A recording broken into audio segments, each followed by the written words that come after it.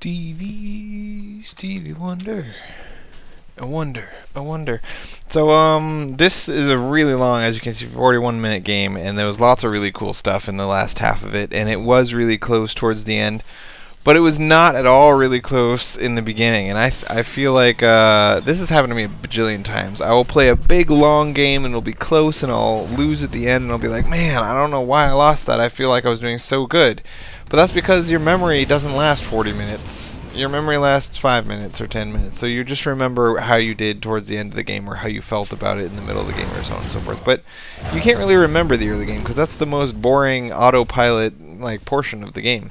So that's why it's important to go back and watch these replays and see what happens. So as you can see, the Zerg had free range. He was like a chicken that got to walk wherever he wanted, and so he built chicken muscles, and so when you ate him, he was delicious. He's up to 50 workers at 10 minutes, 53 workers at 10 minutes. So I've said before, the most workers I've ever seen a Zerg get at 10 minutes is 52. And this guy he's working on double upgrades. He's got a spore colony. He's got his baneling nest in a spine crawler right there. And 53 workers. Like, look at the spending on army. 200. Basically none. So you put no pressure on him early. He was never afraid of anything you could possibly send at him. And as a result, he didn't make any units. He didn't spend any money on anything except for economy and upgrades. And he's getting all 3 upgrades at once and tons of drones. So at 10 minutes, we want 44, and we would love for our Zerg opponent to have 46. He has 53 and a third, and we only have 38. So you're a little bit behind on your own economy, and he's way ahead on his economy, and those two things combined can lead to disastrous results. Especially for him to have the 6 geysers really early. It means that he can get a lot of higher tech stuff really quickly. So typically we're going to want to throw down our Expo at 14 minutes to try to provoke him to attack us. And it's kind of like, okay, so I've said he gets to do anything he wants economically if you don't pressure him, if he's not afraid. But there's 2 kinds of fear, right? He can be afraid that you're going to come kill him, which would happen if you sent, like, all of your Marines down here and killed off the watchtower and then sent all of your Marines back home and hid behind the bunkers. If you did that, he'd be like, he's coming to attack me, I'll make a defense, I'll make units to defend, right? So that's one way to make him scared. Another way to make him scared is to actually do like an 11-minute tank push, which would definitely have just killed him straight up. And another way to make him scared is you can make him scared that you're going to out-expo him. So you knock down these rocks, throw up some bunkers here, throw down a command center really early and morph it to a planetary, and then throw down another command center here and make that a planetary. And now he needs to make an army just to stop you from taking over the map, right? So you don't need to scare him by attacking if you don't want to. You can also scare him by making him afraid of what will happen if he doesn't attack you, right? Yeah. Anyway. But you got to do something to scare him. Anyway, another thing I mentioned is, look at this. This is 29 workers at your main and only 15 workers at your expo. So max saturation is 22, and you're oversaturated at your main and undersaturated at your expo. That's bad. It's better to be oversaturated at your expo because for the first 4 or 5 or 6 minutes of the game, you are mining only off your main. So the supply of minerals is a lot lower up here. You've got 120 minerals in that patch, but you've got 1,200 down here. So you really want to overmine your expo and undermine your main so that they run out around the same time. Because if one base runs out first, then you've got all these workers that just can't do anything. So that's bad.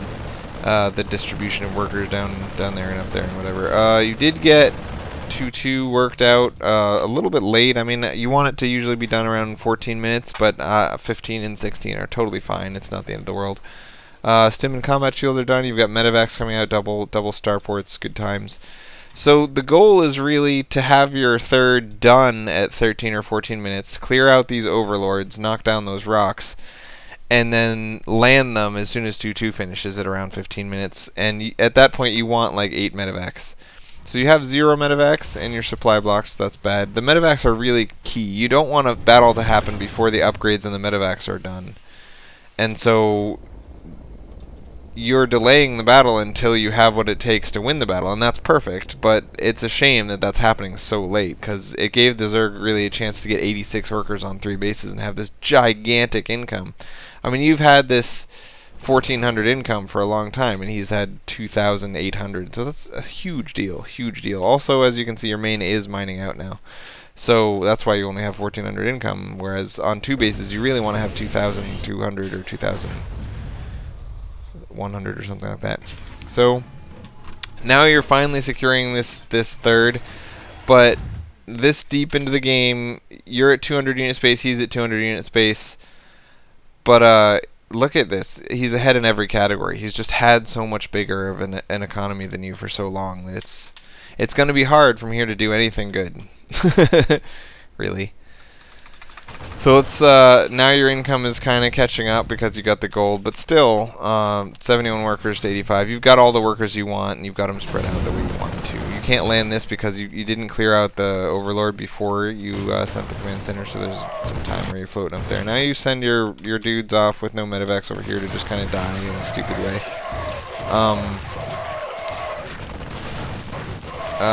He doesn't even have banelings. It's crazy. He's got such high tier stuff. He's got Broodlord, Corruptor, Infester, Ling with 3/3 upgrades on his Lings and Adrenal Glands. It's like, it's not realistic to fight against a tier 3 army with your tier 1 or tier 2 medevac droppy style of army. It's just, you know, so before you've even fought, this game is already pretty bad looking. Like, he should win this. It'd take a lot of screwing up for him not to win this game. So you're going to do well from now on. From 20 minutes on, you're going to do really well. You're going to take lots of bases. You're going to knock down a lot of his bases. But I hope you can see already right here that if you pause the game right here and just look at the situation that everyone's in, he's in a much better situation than you. He's got 3/3 Adrenal Gland Lings and Infestors and Broodlords, and you've just got Marine Medevac and 2/2 on your Marines. And you're just now securing a third and a fourth, and you're just way behind on everything. So, yeah, I mean, over here, the part of the game that you're remembering when you're like, I can't believe I didn't win, is this part. You've knocked down his third, you've knocked down his fourth, he's not mining at all. You've got him cornered, you've got a decent sized army killing off drones, you got more guys coming, you still got an income, and you're thinking like, oh, I don't know how I didn't win this game because I was so far ahead right here. But you were so far behind in the beginning that it's kind of a miracle that you're even alive at this point. So you're focusing kind of on the wrong portion of the game. His army is 3 times, 4 times as big as yours. So you feel like, yeah, I've knocked down all his bases, he's not mining, and I still have troops. That means I'm ahead. But because he had so much more money early on and he just never really spent it, he had this trust fund of money in the bank, and he just made a huge army. So one thing we can do is this army supply thing. We can watch the game on fast forward with the army supply up there and be like, how did that go? But that's not very useful because Broodlord, for example, I think is like 2 supply and it costs $1 billion. So never mind, it's not a very good idea. Anyway, units lost. You were so far ahead on units lost. You lost so many more units, especially from this point on, that there was just never really a chance for you to come back.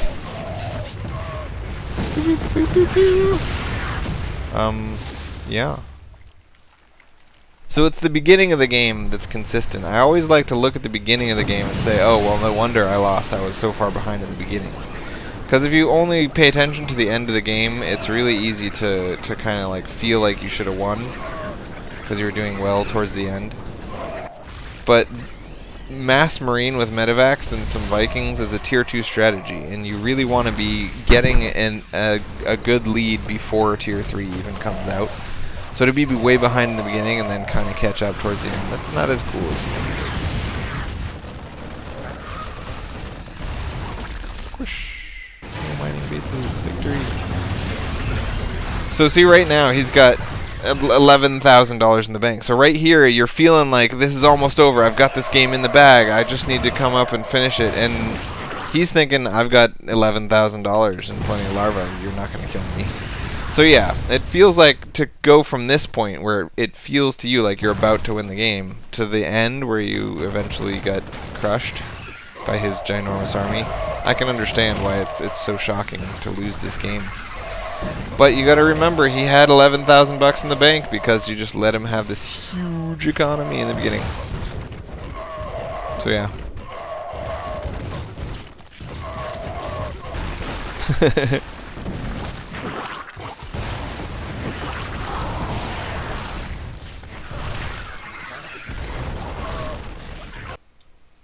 So really, his bad macro, the fact that he stored up 11 or 12,000 bucks in the bank, is what made it feel to you like you had a really good chance to win it. But by the end of the game, he took that $11,000 bank and spent it on units. So it all eventually got spent. And this is the big turning point. You're out of Vikings, your income is down to... Oh, it's actually quite huge at this moment. There, now it's fallen down, especially gas income. You've got basically no gas and no gas income. So no more Vikings coming out, and then he just kind of slowly pushes you back and squishes your face. Anyway,